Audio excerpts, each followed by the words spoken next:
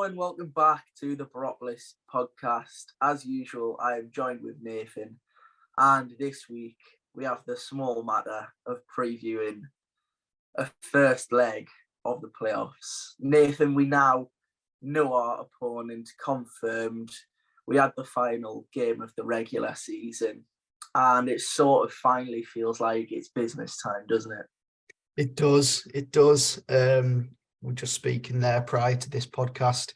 We've been waiting for this game for what feels like the longest time, and it's finally upon us. And yeah, the nerves are definitely kicking in now.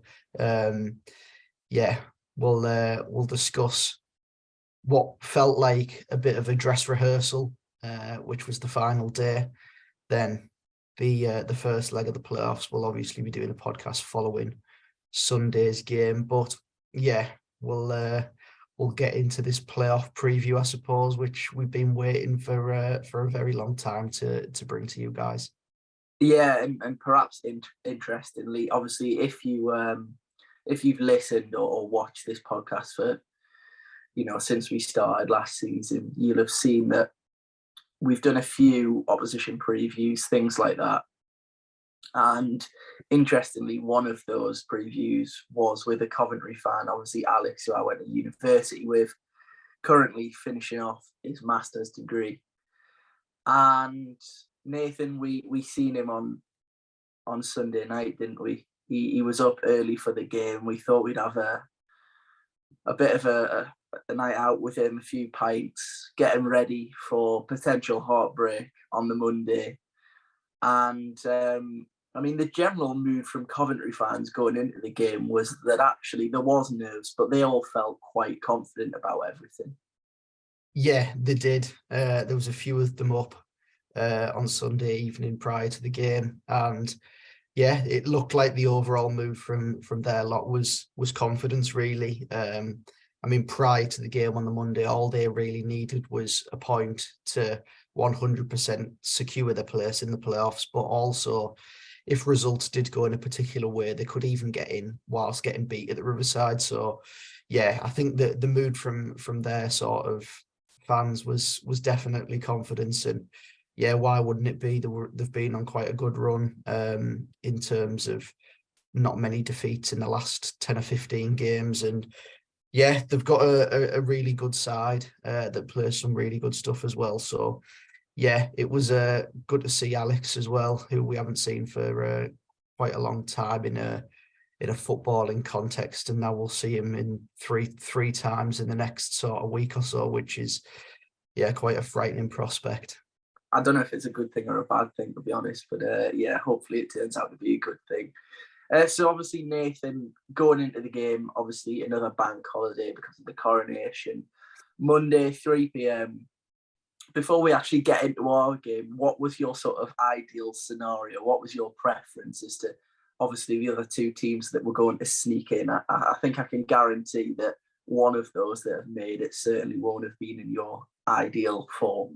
No, it wasn't. I think that my ideal four would have been, obviously, us and Luton as the confirmed teams already. I think that Coventry would have been okay didn't mind that. But then, of course, the battle really was for that sixth and final spot in the playoffs, and that was split between. It was technically split between, I think, four teams, 4 or 5 teams, but some didn't really have a chance. Blackburn and West Brom needed results to go in their favour very much so to get in, quite like us last year at Preston. But yeah, my ideal final four would have been Luton, Middlesbrough, Coventry, and Millwall, which it was at the start of the day, and it was also that 4 at half time as well, which did make me feel quite sort of enthused at half time. But obviously that wasn't how it ended. But we'll get on to the final sort of way that the playoffs ended a little bit after we've discussed what was the final game of the season. Yeah, obviously the big topic for the last few weeks has mainly been injuries. And fortunately, we welcomed back Ryan Giles into the squad. Obviously, no Johnny Howson still, which is a little bit of a worry. But I think, welcoming back his ability in terms of in the final third, crossing balls into the box, one of the key components of the way that we've played all season, was really massive. And there was a lot of discussion going into the game in terms of actually what Carrick should do, whether he should go full strength and sort of try and build up a little bit of momentum, with a strong team and hopefully a strong result going into the game. He did end up obviously going for what currently is, I think, his best 11. Possibly you could maybe include Dijksteel in that if he wasn't suspended, but obviously, Tommy Smith has played that many games. I think he would probably lean to Tommy Smith even if Dijksteel had been available anyway. But yes, as I say, he went strong, Nathan. And how did you feel about that decision? Yeah, I felt that was probably the right decision in the end. I think that the idea behind it was field the strongest 11 that you possibly can. I think that should really be the sort of way and the mindset that you think going into every game. But whether your players don't necessarily overextend themselves, I think that's a sort of different question. And yeah, I didn't feel that in the game Middlesbrough did overextend themselves really, which was completely fine because it means that we didn't necessarily show our full abilities in the game, didn't give Coventry that much to go on. This saw in fits and starts what we can do. But yeah, I thought that going with your strongest 11 was probably the right idea, especially in a game that for Coventry had quite a lot of jeopardy. And yeah, I was looking forward to the game. Of course, it was quite a strange one with the Riverside being sold out, the full ground being sold out, and the game really only meaning something to Coventry. It didn't really matter at all what the result was going to be for Middlesbrough. Of course, you want a positive result because it leads on into the playoffs, which is always good to have momentum going into those games. But yeah, on the grand scheme of things, it didn't really matter what the result was going to be. But yeah, was pleased with the team and felt that it could have matched up Coventry quite well with their team as well, which was their full strength team. Yeah, and obviously going into the game now, Coventry, as you say, it was sort of up to them to take the game to us early on. And, I always felt like if they managed to get themselves in front, once they had managed to get themselves in front, it was just going to be a case of they'll probably sit behind the ball. I mean, it would have been quite risky business had they have, sat behind the ball at 0-0, and if we'd have broken them down, they maybe would have been in a position where they then have to get themselves back into the game. But obviously, they sort of executed their plan quite perfectly almost in the early stages. I thought they looked far more up for it. And I mean, that's not necessarily a bad thing against us because, as you've said, they had far more to play for.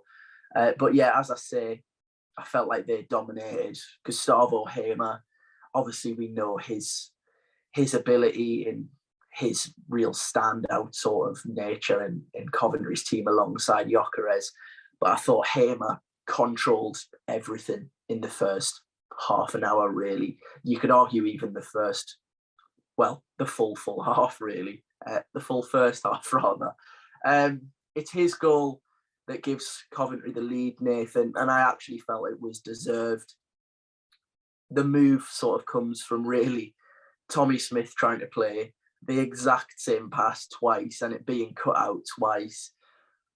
It's quite poor from his point of view. I think after the first pass that he sort of wraps back into Bidwell, I think it is, who intercepts it. He's trying to play it into Isaiah Jones, I believe. And he gets it back, tries to play the same pass, gets cut out again, and they attack from that moment. And in the end, actually, when it falls back to Hamer from that distance, as soon as it left his boot, you kind of felt it was a goal, really, didn't you? Yeah, you did. And Hamer had an effort in the opening sort of 5-10 minutes that was quite similar in the way that he struck the ball very clean, low and hard. And Stefan saved that one, but he wasn't going to get this one. As you say, Chris, the goal comes from Tommy Smith in the middle of the pitch, trying to play the same pass twice. And yeah, Bidwell intercepts it, plays it into midfield, and it gets they'll launch a counter attack very quickly. And this spring, Hamer's the one travelling with the ball. He tries to play it into Godden. Godden's touch is poor.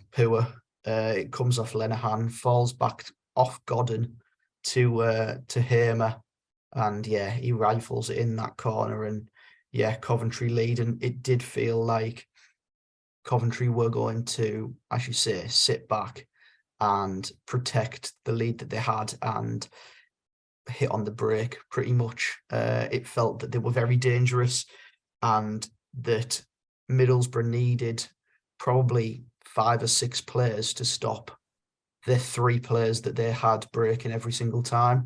They didn't really have anyone else apart from Hamer, Godden and Gyökeres breaking. But those 3 caused a lot of problems in the way that they did break.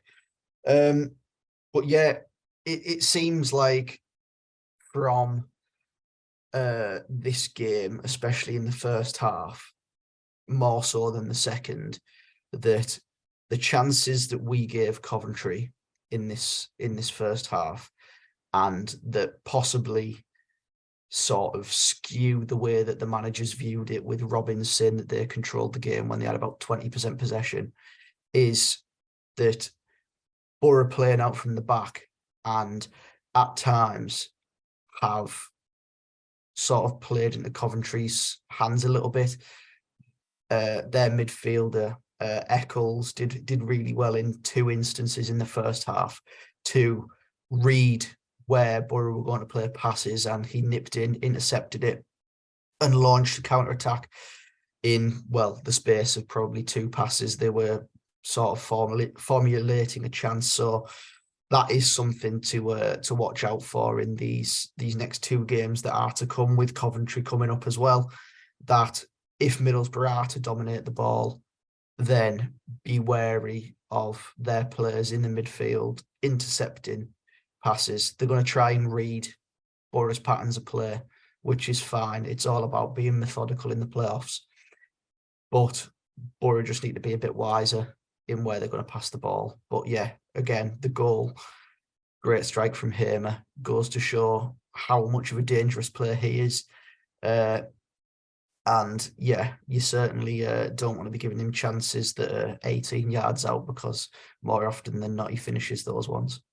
Yeah, it's an interesting point that you make, actually. And I don't think it's doing a disservice to Coventry in saying that, their 3 players, as you mentioned, Gyökeres, Godden and Hamer, were the 3 main threats, and always the 3 main threats whilst they were countering us. I know, obviously, some Coventry fans, I think probably because of Mark Robins' comments, almost felt like some of our fans were trying to do them a disservice and say that they just sat behind the ball, when actually, it's not just a sort of long ball to Gyökeres and play off him. Those 3 players have got a lot of quality, and obviously we know how dangerous they are. Gyökeres is his own threat in himself, but when you add Godden and Hamer to that mix, it's obviously very, very dangerous. And as we saw, they punished us, really.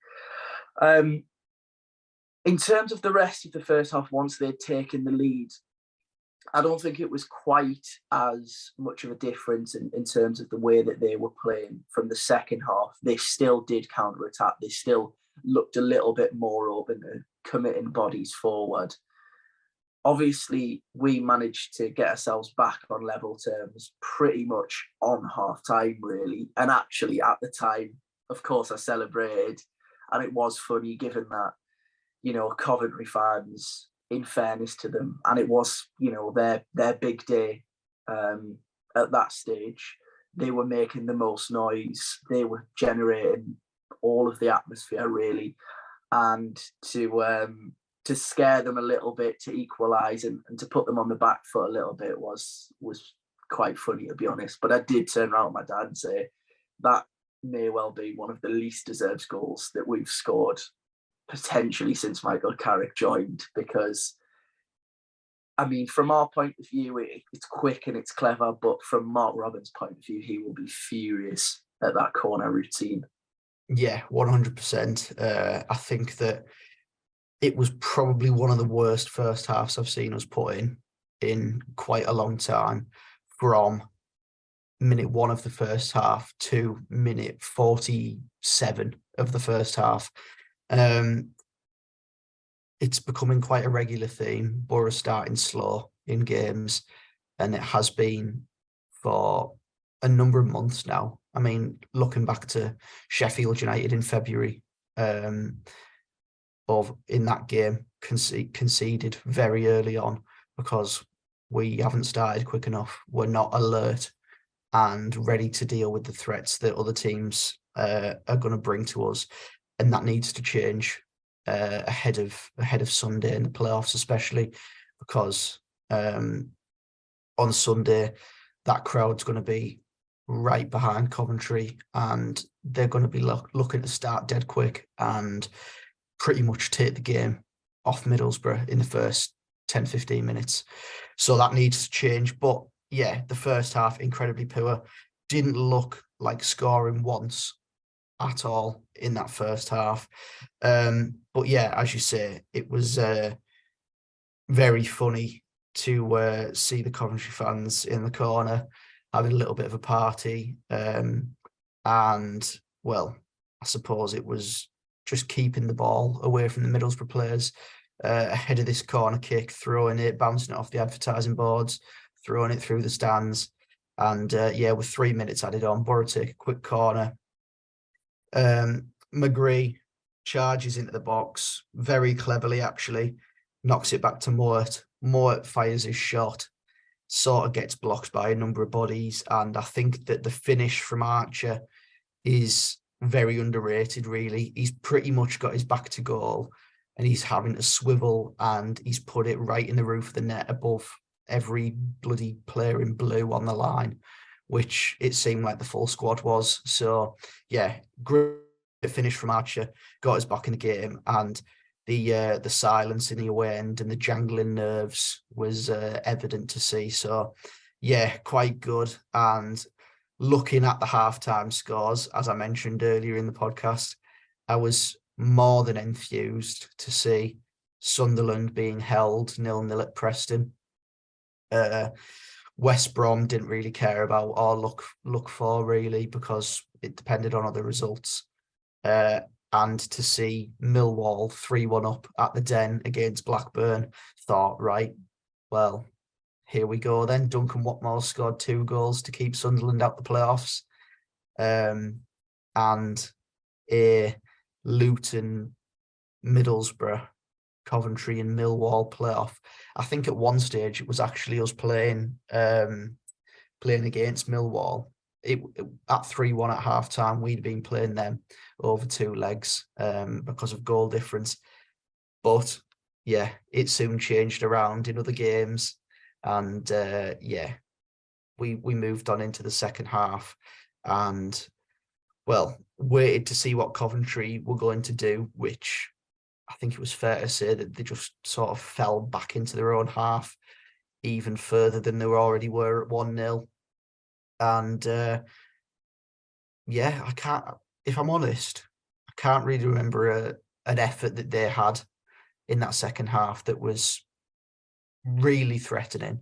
There was moments where Gyökeres broke down their left-hand side and tried to charge into the penalty area, and I remember one, McNair came across, won the ball off him and kicked it off him for a Boro goal kick, but no real shots on goal from them in the second half. I thought that Boro probably had the better of things in the second half, tried to put them under a little bit of pressure. It was quite funny because I think both sides would have happily like took a draw.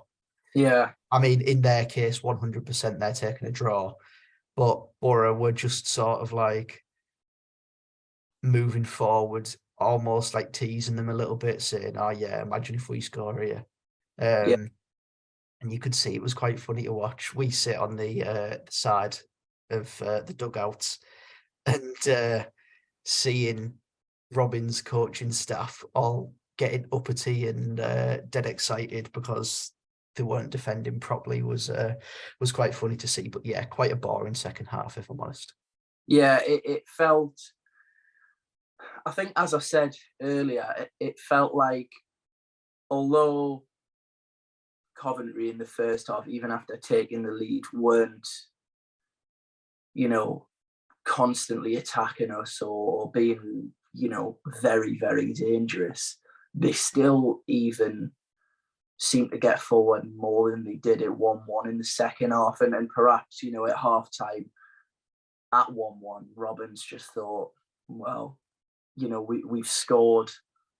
He's understood what sort of threat Middlesbrough were going to offer in terms of, like you said, there was a lot of possession on our behalf that actually really was just sort of possession for the sake of possession. We weren't really being direct and trying to play through the thirds and really cause them problems. But as you say, it was quite funny because in the second half, it did feel like we were sort of, getting to the stage where they should be really concerned and then just either picking a different path or going backwards. And I think,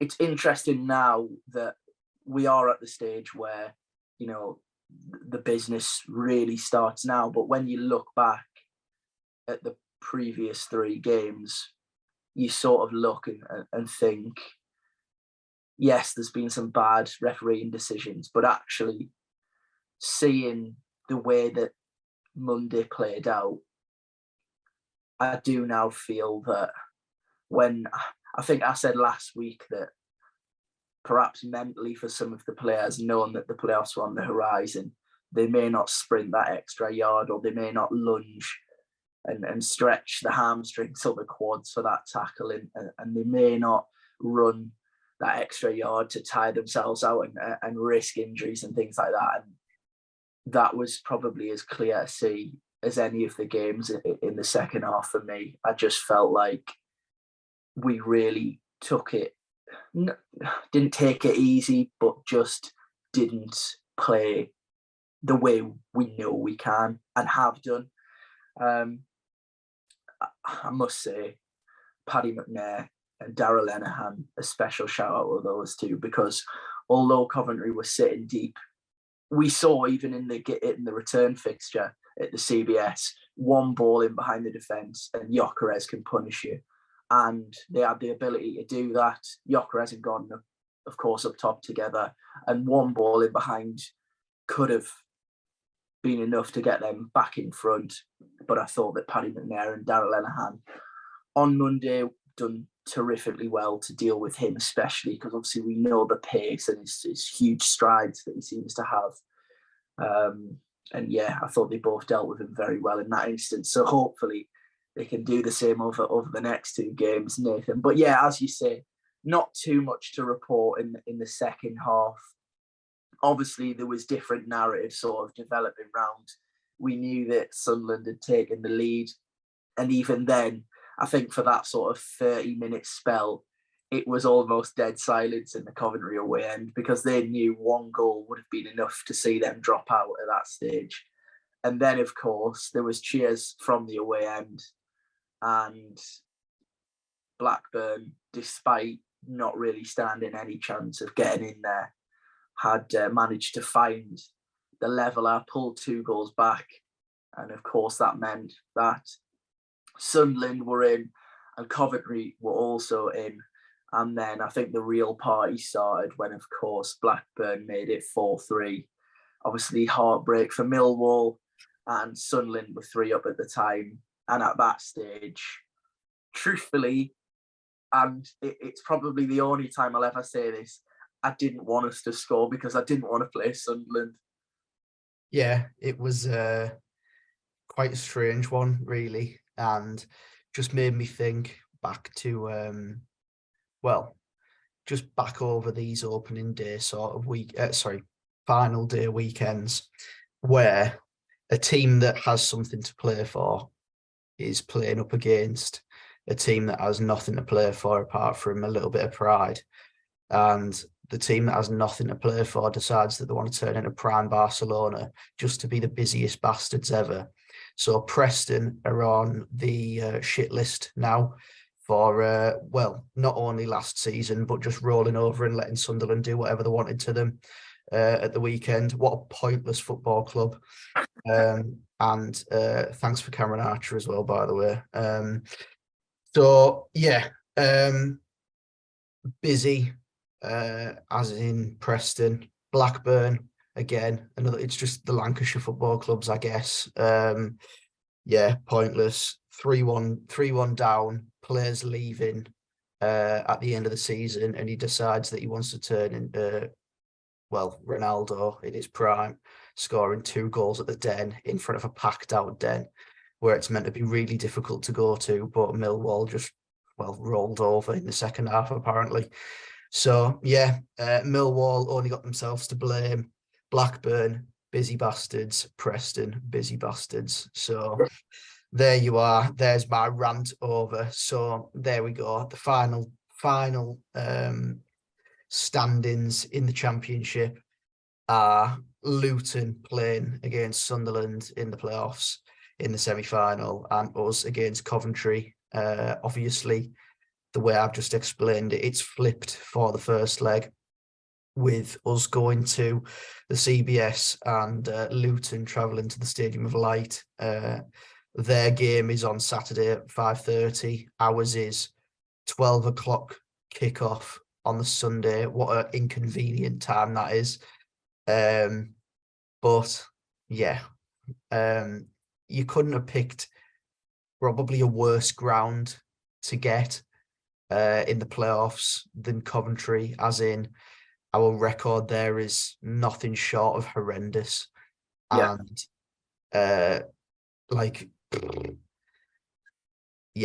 it's going to be a really, really difficult game. Coventry is a difficult place to go to anyway, as I say. But now that the fans have come out the woodwork, it'll be even more difficult. They've reduced the allocation than you usually get for a league fixture, and quite funnily enough, they're not even going to open that section to the home fans. So what a pointless move that is. But anyway, we'll be there on Sunday afternoon, hopefully with a fully fit squad, although Michael Carrick is still adamant that we'll have none of the players that missed out of the squad for Monday's game back. So those are Dale Fry, Marcus Force, Aaron Ramsey, Johnny Howson. So we'll have to wait and see if Michael Carrick's been playing quite a big game over the last few months, with injuries, especially to Dale Fry, who we haven't seen for a very long time. But as I say, it was like a dress rehearsal on keep getting mixed up because the amount of football that's gone on random days than a Saturday. So felt like a dress rehearsal on Monday ahead of the game the following Sunday. And the hope for me is that Coventry's mental sort of fragility comes to the fore a little bit, because they've been under quite a lot of pressure in the last few weeks to try and get themselves into the playoffs. They've done it, and you could see how much it meant to them at the weekend. It looked like they'd won like a trophy or something. So hopefully they think that that's their job done now, and this is where we see the real Middlesbrough that we'd seen throughout February, March, and in spells against Norwich and Hull in the last few games. But yeah, the hope is that the Boro are back and at 100% full throttle from minute one on Sunday afternoon, because they need to be. They need to be, or else the game will get wiped away from them in the first half. So, yeah, I'm trying to be positive, but the nerves are well and truly jangling in my stomach, Chris. I think anyone that's just listened to that sort of short monologue of like a minute of speech from yourself will have felt the nerves coming from every possible angle, because I mean, obviously I'm nervous as well, but you know, I think in fairness, we should say, listen, it is credit to Coventry, because actually the journey that they've been on from League Two a few seasons ago is quite remarkable, and it's understandable really that they, I mean, okay, it may not be like them winning something, but it's like all of the other teams in the playoffs, they are now potentially 3 games away from being in the Premier League. And from where they were, it is nothing short of a miracle from Mark Robbins, really. So credit to them for that. There's no sort of bitterness from my end until they potentially beat us, and then I'll do a full circle. But no, you mentioned injuries, Nathan, and one player that's been out long term that we may have to use.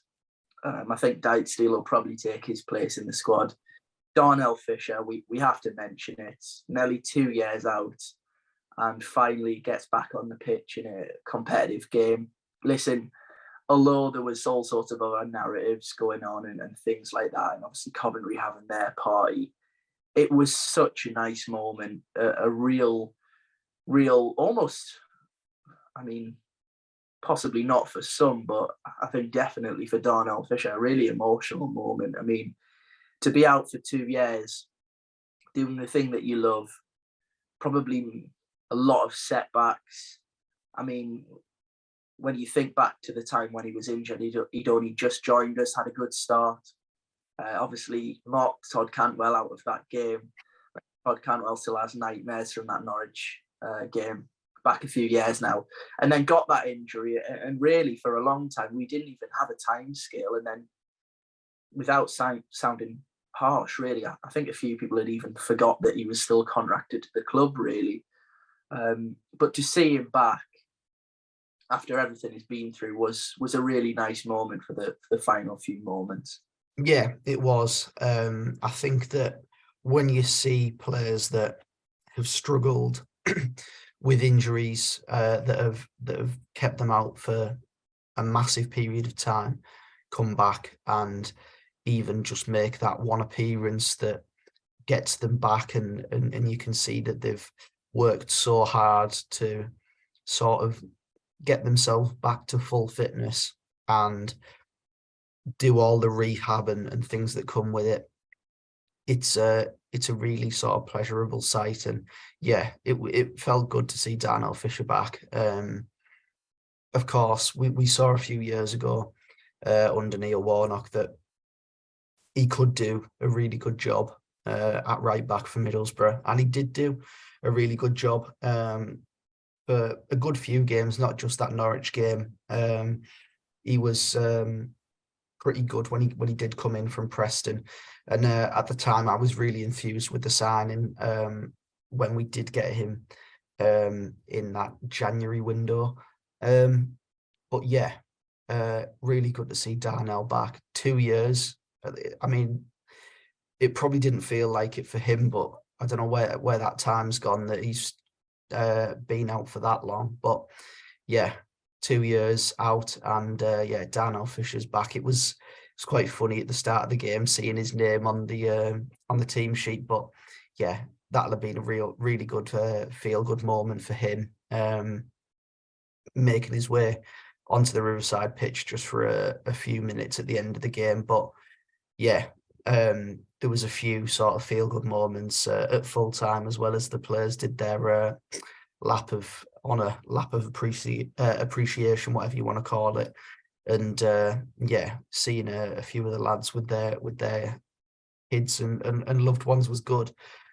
Hopefully, we've got a few more special moments to come in this season. It doesn't feel like it's done yet. It feels like there is a lot more twists and turns to come, I think, in these playoffs, which, I mean, I hope there's not many twists and turns. I hope it's very straightforward and Boro go and do the business in both legs, and then whoever it may be in the final, we go there and just do the business. But yeah, it feels like that the championship is going to throw up a few more surprises between now and then. So we'll just have to wait and see what goes on. Maybe Darnell Fisher pops up with a winner in the playoff. You never know, do you? It would be quite the redemption arc. I think potentially even topping Tubas after that long out. But yeah, as you say, we saw some of the kids and loved ones of the players. I think a few were quick to notice Tuba's little boy scoring on the Riverside turf and hoping that actually we may have found the potential top goal scorer in the championship in about 15 years' time, perhaps. Obviously, we have the current and, in the end, the main man in the championship, the top goal scorer in the regular season, Sky Bet Championship 2022-23, Chuba Akpom. I know we talk about him so much, and hopefully we'll be talking about him more over the next few podcasts, Nathan.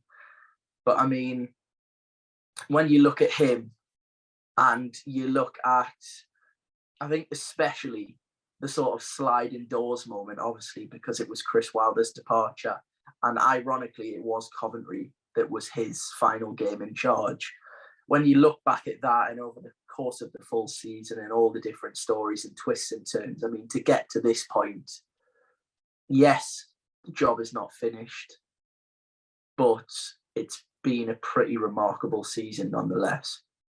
Yeah, it has been a really just truly mesmerising season from Chuba Akpom as an individual. Of course, he did score a few under Chris Wilder, but he has well and truly turned into a different beast under Michael Carrick, and the new number 10 position that he's taken up has well and truly sort of exposed his true potential, I feel. And not just Chuba Akpom, but as we say there, the sliding doors moment for Middlesbrough's season was pretty much that Coventry game in October, where it was a weird sort of afternoon that did feel like, but it felt like Middlesbrough had wasted a little bit of time in the way that the international break had happened and Coventry came round straight after, and then we sacked Wilder after the international break. But that game was truly horrendous. Of course, you were there for that one, Chris. A pretty woeful afternoon. I couldn't tell you one thing that happened in the game. I remember watching it, and I still to this day cannot tell you what happened in that game.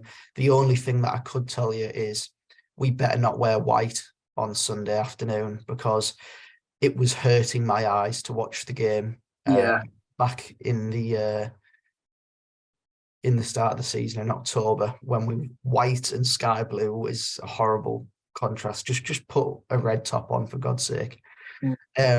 But the sliding doors moment that has well and truly turned Middlesbrough's season on its head, really, and theirs, in fairness. That was their first win of the season against us. We sacked our manager, replaced him with Michael Carrick, an unknown quantity as a manager, and he's come in, and the job he's done has been well and truly unbelievable to drag this Middlesbrough side from the depths of the Championship all the way up to the playoffs. And yeah, okay, we had our little flirt with automatic promotion pretty much up until probably about 4:20 on the 1st of April. In that afternoon at Huddersfield. But yeah, a truly incredible season for so many different reasons. For Michael Carrick, for Chuba Akpom, and the thing is, it's not done yet, and it feels like that there is something more to come. And I just hope that thing is elation at the end of this month. But yeah, we've got probably, well, certainly at least 2 more podcasts to go with 2 playoffs against Coventry, one on Sunday, and then of course the return leg at a packed out Riverside on a Wednesday night, which yeah, it's 2 games to look forward to in the next week. And yeah, it feels good to have a little bit of something to play for in these final 2 games, as much as the nerves are jangling in my stomach. Yeah, I can almost hear your stomach going from here, to be honest. Bear in mind that you're sat in your university room in Lincoln. Yeah, I can hear the nerves and the butterflies floating about in your stomach, Nathan.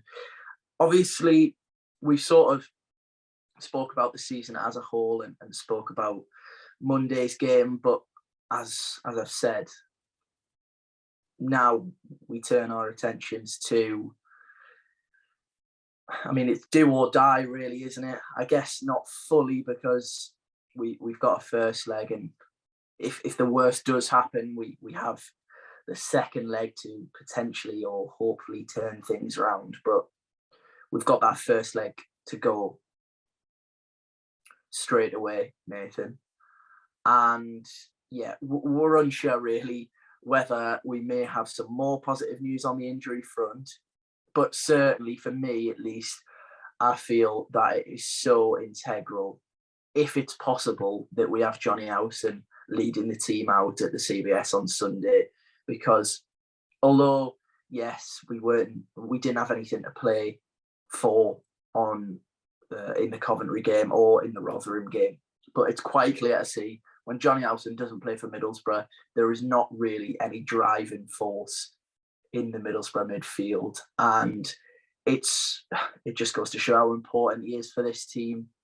At whatever age he is, he's obviously going to be here next season, Nathan.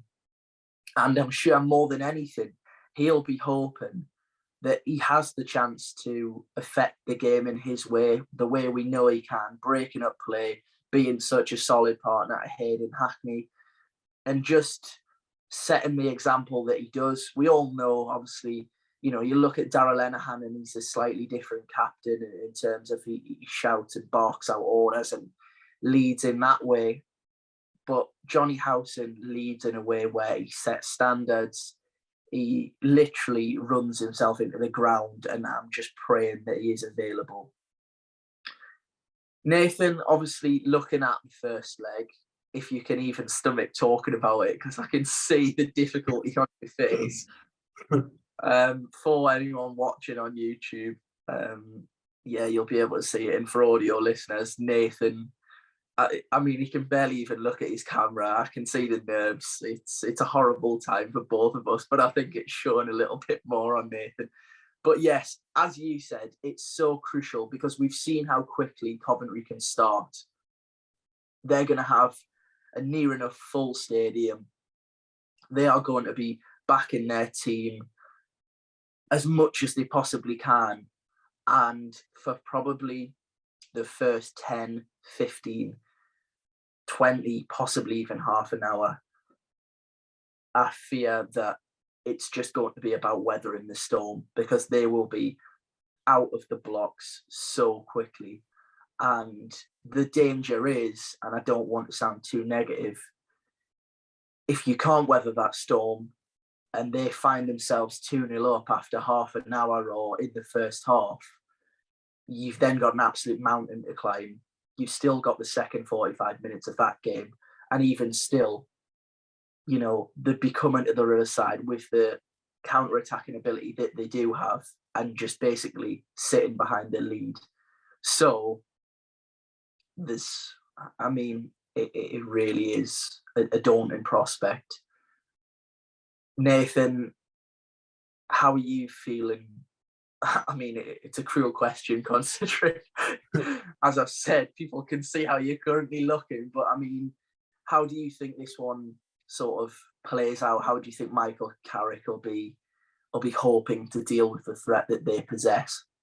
Well, the way that I see the game going is, I think that they're definitely coming out in the first half, pretty much. They're going to try and, well, pretty much grab Middlesbrough by the throat and get something in the first 45, which they can either hold on to or possibly extend, depending on how the game's going into the second half. I think that what Middlesbrough need to do in this first sort of half an hour or so of the game is they simply have to stick in there. They have to. They can't find themselves going under in this first half. They have to just stick it out, battle, win your individual battles, and do not lose that big sausage up front, or else he's scoring. It's written in the stars, isn't it? But I think that the aim has to be just stick in there, and if the time comes, ideally you have your wide forwards, as in probably Riley McGree and Isaiah Jones, pulling as far out wide as physically possible, and Tuba, of course, will drag players towards him.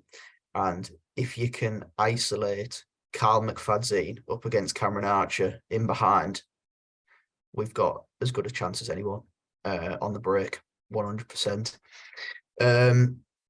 But yeah, it's all about really sticking in the tie in the first leg away from home.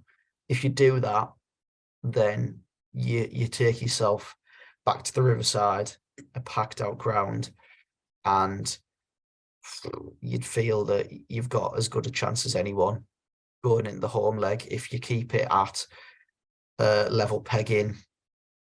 Even if you go a goal behind, I'd still fancy us, because I think that if you go into the second leg 1-0 down, as soon as you get one, the tide begins to turn in your favour massively, and it could make them go under if they haven't got the minerals to stay in the game. So yeah, for me, it's going to be a nerve jangling 90 minutes in the away end. I think mainly just sort of stick it out, fight for your lives, and leave that ground with the crowd deflated a little bit. Make them feel frustrated in the opening 45, and just continue to frustrate, time waste, be horrible. In the past, in the Championship, I've seen Middlesbrough come up against teams that have stormed the league, as in Wolves of a few years ago, Burnley this year as well. And when they need to, they adhere to playing horribly and time waste and just try and kill the game. And I want us to be the most horrible team to play against ever on Sunday afternoon. Time waste, dive, cheat. That's what I want, Chris. I can't lie. And come out of the game with a 0-0 or a 1 each. That'd do. Yeah, I think, as you say, I don't for 1 minute think that Michael Carrick is just going to sort of throw everything out of the window and I mean, it would be pointless anyway. But for example, I don't think he's going to stick Matt Crooks up top and just say, hit Crooks and play off that. And we'll try and make it a bit physical and a bit horrible. I still think we'll play the way that we have done. Zach Steffen will try and suck bodies in, and it'll be even nervier than usual when he's got Gyökeres running towards him. But as you say, it's up to us to be that little bit more streetwise. And as you say, kill the game, but also kill the atmosphere, because as you say, it's such a... I would always look at it as it's a better thing to have the playoff semi-final at your home ground, second leg. I think that's a given, really. But also, there's still the danger that by the time the second leg comes around, you've already pretty much ruined your chances from going away and basically folding. And it's just so important that we don't do that. But yeah, as I say, I don't think it'll be lump it up to Crooksy. I think we have to be streetwise. We have to perhaps take a little bit longer to doing throw-ins, doing goal kicks, that sort of stuff, Nathan. Make it a little bit horrible and just try and ride it out. And hopefully, as you say, listen, it wouldn't be the best scenario, but if we could go back to the Riverside, even at 1-0 down, I don't think that would be horrendous. But obviously, hopefully you can score in the tie. And listen, as much as we want to make it ugly, and we'll probably have a lot of defending to do early on in the game, especially first half an hour, you still have that outball of Cameron Archer in behind, don't you? As you say, it can be one clip pass. And I think even in the Luton game, we pretty much saw that tactic play out, really, didn't we? It was Crooks that put him through a score against Luton. Dan Barlaser, who probably won't play on the day unless there is more injuries, had that almost to a T 2 or 3 times, just that clip one in behind the centre halves. And Cameron Archer's pace can hopefully do the rest. But yeah, as I say, all about weathering the storm, Nathan. And yeah, unless there's anything else to add, it's there is, but I'm worried. I'm worried. I am. It's go time, and until we're back recording and hopefully talking about a positive result in the first leg, ready to take back to the Riverside in what will undoubtedly be a full house and hopefully a very intimidating atmosphere for Coventry to be walking into. Yeah, hopefully. But as you say, we've got the small matter of travelling to a ground that we've never won at first. So yeah, we'll be hoping that we can just go there, frustrate, kill the crowd, kill the atmosphere. And if you do that in the opening sort of half an hour, 45, it just becomes a game of football then. You ignore all the noise from the outside. And yeah, it's at the end of the day, it's 11v11. You just got to ignore that noise, play your own game. And yeah, hopefully the Boro do the business on Sunday. And yeah, we'll see everyone back again for another podcast when we discuss that game and preview the second leg as well. Yeah, we will do. And obviously, Nathan, it should be said, tickets have sold out already. That 2,000 going down, obviously a core of people, given the priority point system, that'll have gone away to a lot of away games already this season. And, you know, not that any fan is better than any fan. I'm not saying that at all. But I think it's obviously vitally important that that away end are the type of people that are going to make their presence known, whether it's a full stadium or not. We want to be hearing those 2,000 in the away end. Nathan, you're in that category that got a ticket. Obviously, I, of course, missed out, which is disappointing, but I have all faith in people like you and the rest of those that have got tickets. Although you may have to take a few sick bags in your pockets, I'm sure you'll be doing your utmost to try and G the players up, get them ready for the occasion. I'm sure they'll already be ready for the occasion, but that extra support definitely won't go amiss. And here we are finally. There's been a few weeks where we've known what was to come, but we finally arrived, Nathan. And I think that wraps us up there, because otherwise Nathan may puke onto his mic and on his laptop before a ball's even been kicked in the playoffs. So as always, from me and Nathan, thank you ever so much for watching and listening. Please do like and subscribe if you've watched on YouTube, and for audio listeners, please do give us a kind review. And yeah, here we are, the playoffs. We're ready to go. Hopefully we have some positive news on the injury front. And come on, Boro. Come on, Boro. Please do a good job on Sunday and make sure we aren't just crying into the laptop when we go to record the preview of the second leg. Yeah, we'll stop now, Nathan, for the good of our own health. That has been the Boropolis Podcast, and we will see you again shortly.